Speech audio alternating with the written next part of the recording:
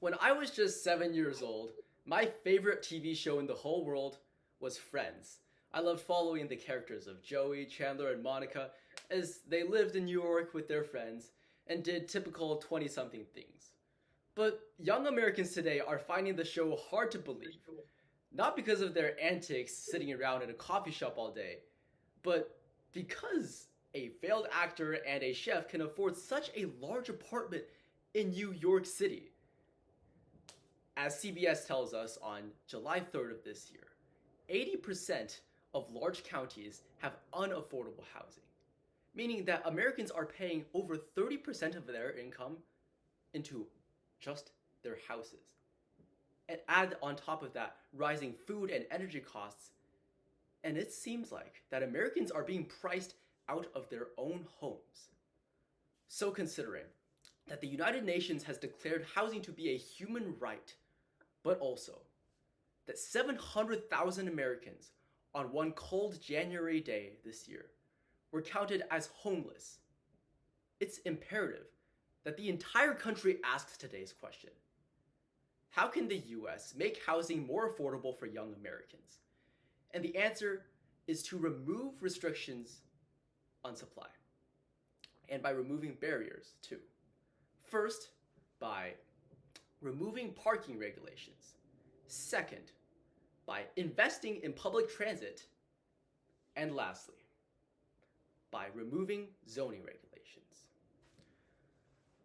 Everybody needs to park their car somewhere, whether you're going to the mall or a movie theater. But it seems like increasingly, humans don't have anywhere to park themselves. Which is why the first way that America can reduce its housing costs is by simply removing parking regulations. As an article published on Science Direct in February 2020 explains, most American cities and suburbs have parking regulations that force their developers to add a certain amount of parking per house. But it's not just houses, it's also shopping malls and office buildings. Anything that you can think of, there's going to be parking regulations. And this is what causes suburbs to have large expanses of parking with incredibly low density and with that high property costs. It happens in cities too, like Denver, where you just see large expanses of asphalt that nobody can live on. But the same journal article tells us that there is a solution, because in Seattle, they implemented a policy where parking restrictions were lifted. And the journal article finds that this has had profound impacts on Seattle's housing supply, because developers were able to save $500 million on parking costs, and also a third, 30% of land, meaning that this extra land and resources could be used to build more affordable housing and lower the prices for young Americans. We're a country that cares more about cars than its people, and it's time to switch that script. But beyond just parking, we have to get places too. So the second way that America can reduce its housing prices for young Americans is by investing in public transit. Americans tend to like living in cities for the same reasons that anyone might: higher paying jobs, among other reasons. And this is why that city housing prices are so expensive.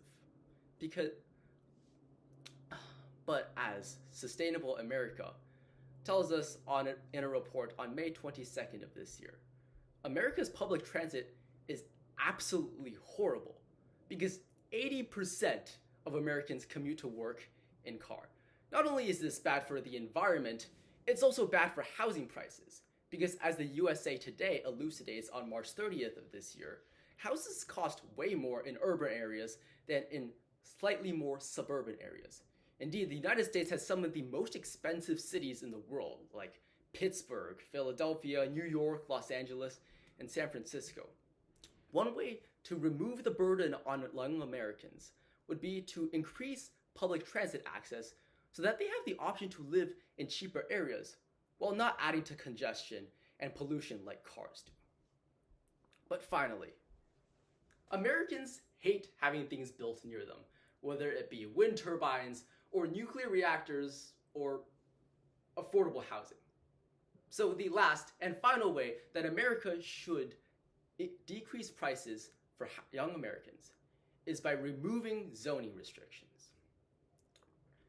As the Association of Federal Housing and Redevelopment Organization explains on May 22nd of this year, America's zoning laws are causing high house prices.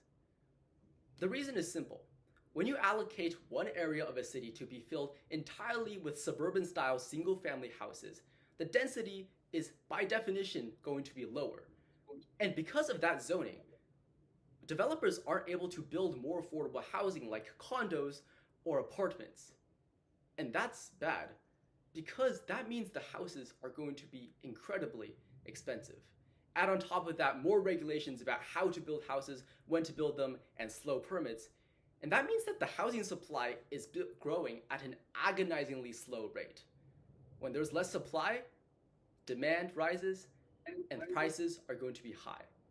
So Johnny Harris and Annie Applebaum argue for the New York Times in 2021 that the solution is for blue states with heavy housing regulations like zoning laws to simply remove those zoning laws by making it more open for different developers to build in cities as well as suburbs.